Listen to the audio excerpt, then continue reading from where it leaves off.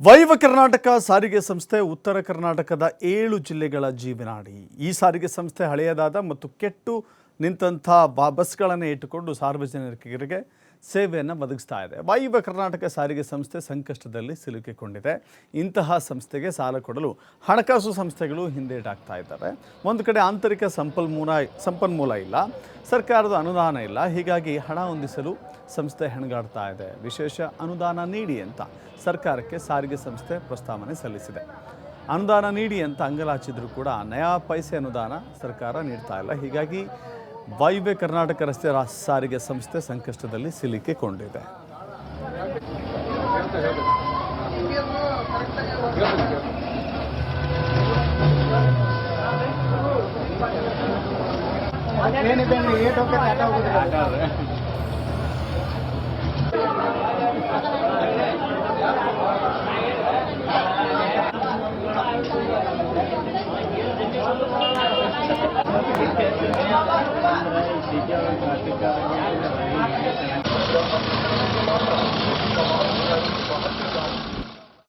ಕೊಡ್ತೀವಂತ ಹೇಳ್ತಾ ಇದ್ದಾರೆ, ನೋಡಬೇಕು.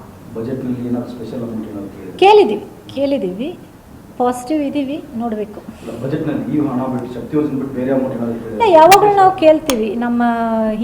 ನಮ್ಮಲ್ಲಿ ಏನು ಈಗಾಗಲೇ ಲಯಬಿಲಿಟಿ ಇದೆ, ಅದಕ್ಕೆ ಮರುಪಾವತಿ ಮಾಡೋದಕ್ಕೆ ಪ್ಲಸ್ ಡಿಪೋ ಅಪ್ಗ್ರೇಡೇಷನ್ ಸಿವಿಲ್ ವರ್ಕ್ಸಿಗೆ ಅಂತ ನಾವು ಯಾವಾಗಲೂ ಕೇಳ್ತೀವಿ. ಸೊ ಅವ್ರು ಎಷ್ಟು ಕೊಡ್ತಾರಂತ ನೋಡಬೇಕು. ಈಗ ವಿಶೇಷ ಗ್ರಾಂಟ್ ಅಂತಲೇ ನಮ್ಮ ಲಯಬಿಲಿಟಿ ಏನಿದೆ ಅದನ್ನು ಬಾಕಿ ಇರೋದು 1100 crores ಇದೆ.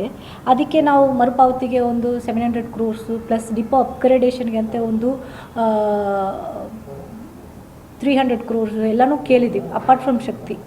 ಸೊ ನೋಡಬೇಕು ಏನು ಕೊಡ್ತಾರೆ ಅಂತ. I think if my numbers are right 1700 crores I think ಕೊಡ್ತೀವಂತ ಹೇಳ್ತಾ ಇದ್ದಾರೆ, ನೋಡಬೇಕು. ಬಜೆಟ್ನಲ್ಲಿ ಏನಾದರೂ ಸ್ಪೆಷಲ್ ಅಮೌಂಟ್ ಏನಾದರೂ ಕೇಳಿದ್ದೀವಿ.